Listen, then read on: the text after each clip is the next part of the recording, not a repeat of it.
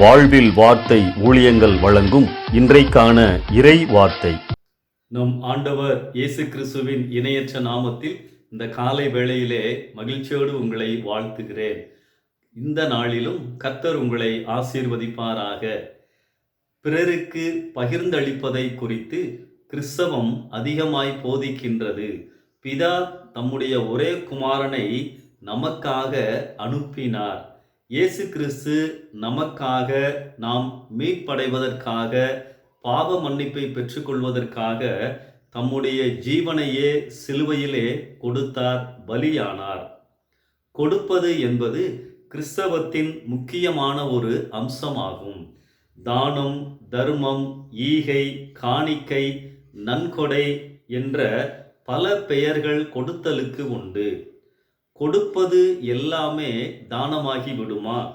ட்ரெயினில் போகிறோம், சாப்பிடுகிறோம், அடுத்தவருக்கும் கொஞ்சம் கொடுக்கிறோம், மீந்ததை பிச்சைக்காரனுக்கு கொடுக்கிறோம். இது தானமா? இல்லை. எது உண்மையான தானம்? 3 காரியங்களை உங்களோடு பகிர்ந்து கொள்ள விரும்புகிறேன்.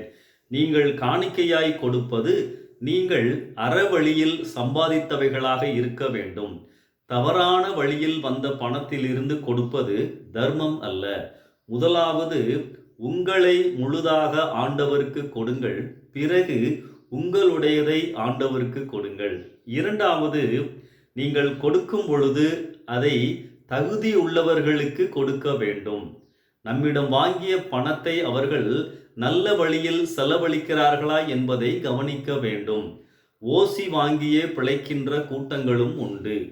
சிலர் ஏமாற்றி தேவையுள்ளவர்கள் போல் தங்களை காட்டிக்கொண்டு பணம் வாங்குவார்கள். கவனமாய் இருக்க வேண்டும். மூன்றாவது, கொடுக்கும்போது மகிழ்ச்சியோடு, உள்மனதின் சம்மதத்தோடு, மகிழ்ச்சியோடு, உவகையோடு கொடுக்க வேண்டும். கொடுப்பதினால் நீங்கள் பாதிக்கப்பட வேண்டும். கடமைக்காகவோ விருப்பம் இல்லாமலோ வேறு வழி இல்லாமலோ கொடுக்கக்கூடாது. கொடுத்தால் எனக்கு இந்த நன்மை கிடைக்கும் என்ற எதிர்பார்ப்போடும் கொடுக்கக்கூடாது.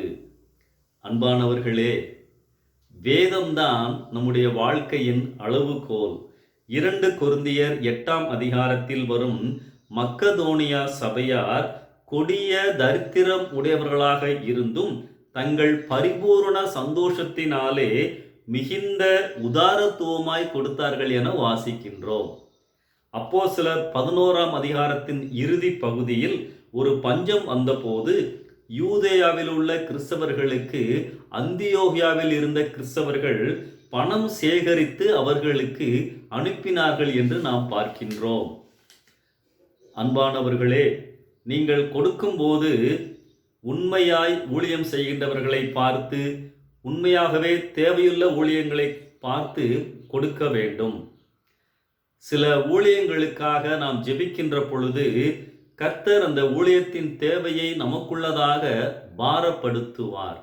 அப்படி பாரப்படுத்தும் பொழுது கீழ்ப்படிந்து, ஆண்டவரே கொடுக்கிறேன் என்று நீங்கள் கொடுக்க ஆரம்பியுங்கள். வேதத்தின்படி சரியாக ஊழியம் செய்கிறவர்களுக்கு உங்கள் காணிக்கைகளை அனுப்புங்கள். கொடுப்பதினால் வேதம் காட்டுகின்ற சில ஆசீர்வாதங்களை காண்பிக்கிறேன். கொடுங்கள், அப்பொழுது உங்களுக்கு கொடுக்கப்படும்.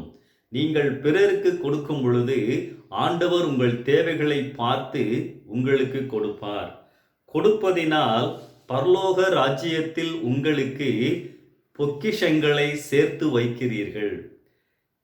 கொடுப்பதினாலே தேவனுடைய ராஜ்யத்தின் விரிவாக்கும் உன்னத பணியிலே உங்களை இணைத்துக் கொள்ளுகிறீர்கள். அன்பானவர்களே, கொடுத்து மகிழுங்கள்.